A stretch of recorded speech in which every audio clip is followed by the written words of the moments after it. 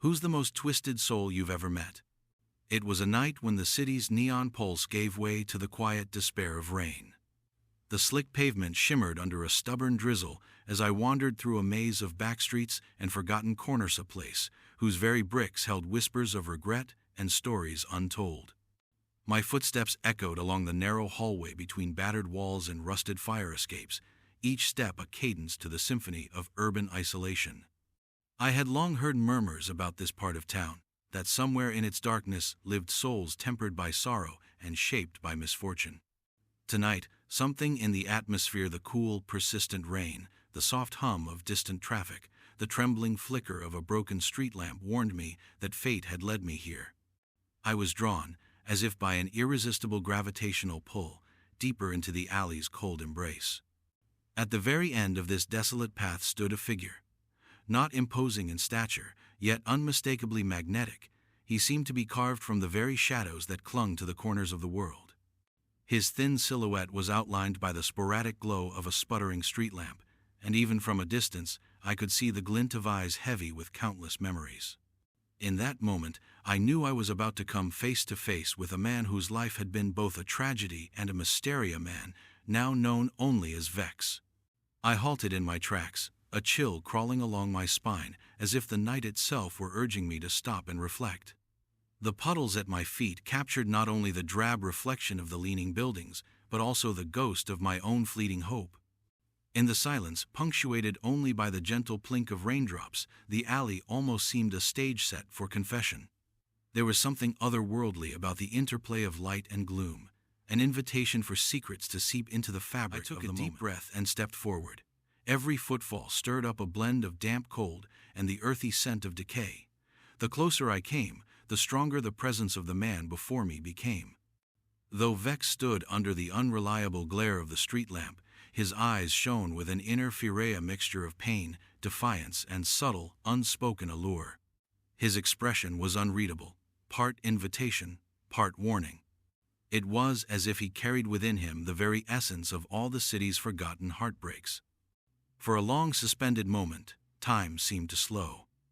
I felt as though the clamor of the city was fading into a distant murmur, leaving behind nothing but the low cadence of my own heartbeat and the soft rhythm of rain. The reality of that encounter crystallized into a singular, persistent question, one that formed itself in the vapors of my breath. Who, indeed, is the most twisted soul one might ever meet? I settled onto a worn, cold step, the damp stone a silent witness to my curiosity. My eyes never left Vex, whose gaze now seemed to invite me into a conversation not just between two strangers, but between two lives inflicted by loss. There was an air of inevitability about our meeting, an unspoken understanding that his story, however dark and seemingly hopeless, would soon unfurl before me like the petals of a dying flower. Then, as if emerging from the folds of the storm itself, Vex spoke. "Welcome," his voice rasped, carrying the weight of memories too heavy for ordinary hearts. "I have been waiting."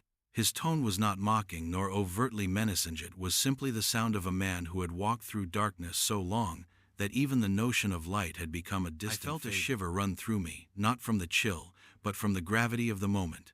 Here was someone who bore his scars openly, every line on his face a tale of survival and suffering.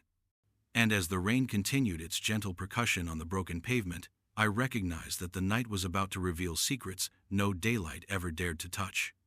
"Tell me," I managed, my voice barely above a whisper yet resolute with anticipation. "What is the story of the soul that has withstood so much torment? How did you become the man you are tonight?"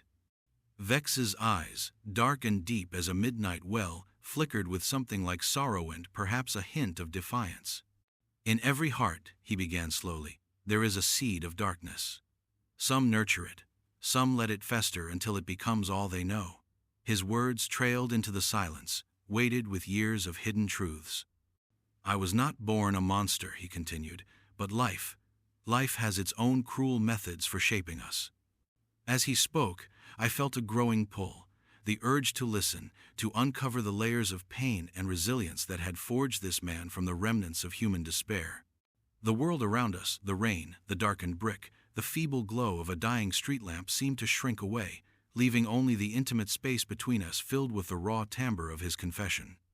Thus began our long conversation beneath a sky heavy with unspoken sorrow.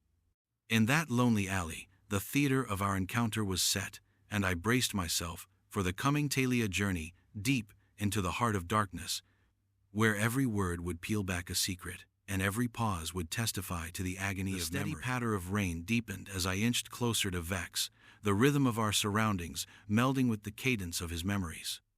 I could sense that I was about to traverse the long road of his history, a path marred by both cruelty and the unexpected glimmers of humanity.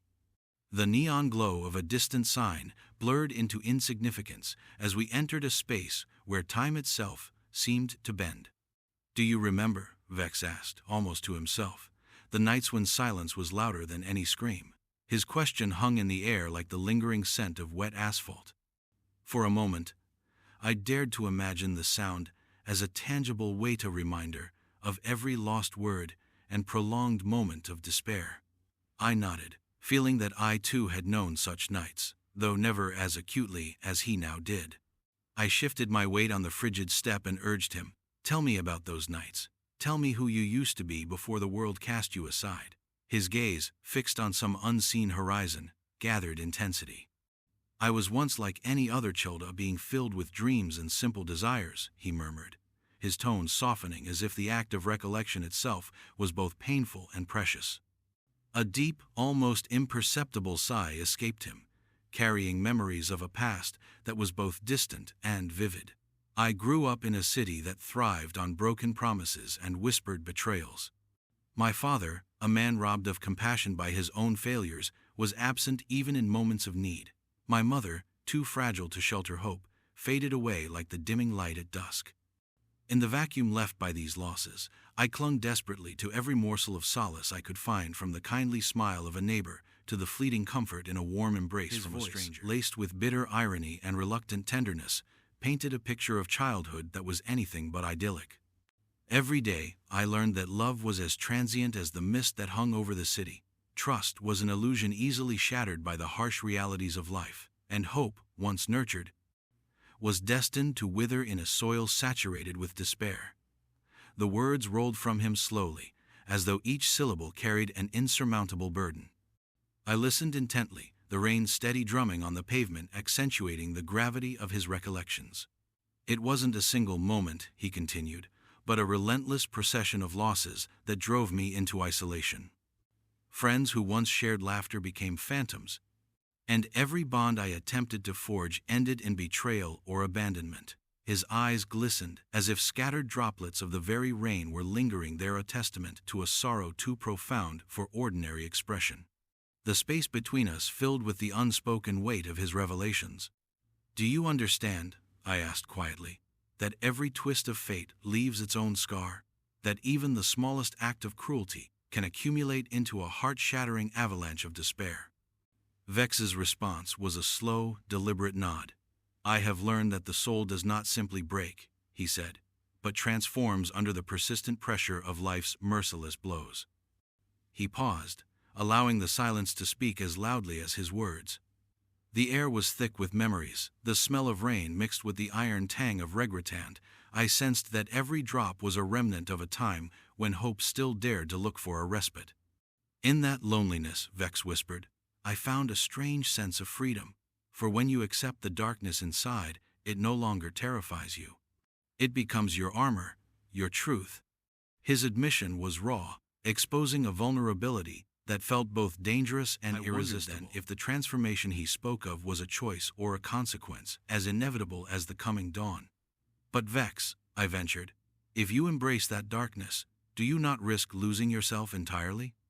He regarded me with eyes that mirrored the tumult of a stormy sea, deep, somber, and infinite. "I lost myself many times over," he admitted, "only to discover, in the fragments of what remained, a version of me that was more honest than any false mask I ever wore." His voice, though laden with regret, carried a note of defiant acceptance that resonated with the truth hidden in the shadows. As our dialogue wove itself through the cadence of the rain and the brittle silence of the night, I realized that the story unfolding before me was more than just a recollection of sorrow. It was a testament to the resilience of the human spirit, even when it walks a path lined with despair. Every word that tumbled from Vex's lips was a brick in the road he had engineered out of his pain. Every pause was a stepping stone toward the fractured light of redemption. In that dim alley dominated by the symphony of rain and memory, we were not merely two strangers conversing about the past. We were, in a sense, two souls bearing our collective wounds, the scars of abandonment, of betrayal, of life's relentless cruelty.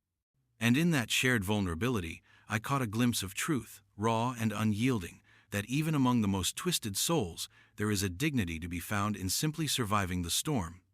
The conversation took on a measured rhythm as Vex recalled moments so profound that time itself seemed to slow.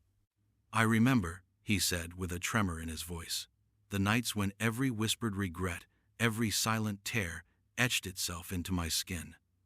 I grew accustomed to the pain, so much so that its presence became as natural as the air I breathed." His words trailed off into the muted, steady sound of falling rain, leaving me to reckon with the magnitude of a lifetime lived on the edge of broken dreams. In our exchange, I noticed that his tone was not solely one of defeat, but also of grim acceptance, a recognition that his own story, however twisted, held value for those brave enough to confront it. "In telling you this," he continued softly, "I do not seek pity or redemption. I share my truth so that you and others who listen might understand that what we fear most in life is not the darkness itself, but the parts of us that the light cannot reach." The honesty in his confession struck me like a revelation, a call to look deeper into the labyrinth of our own hearts.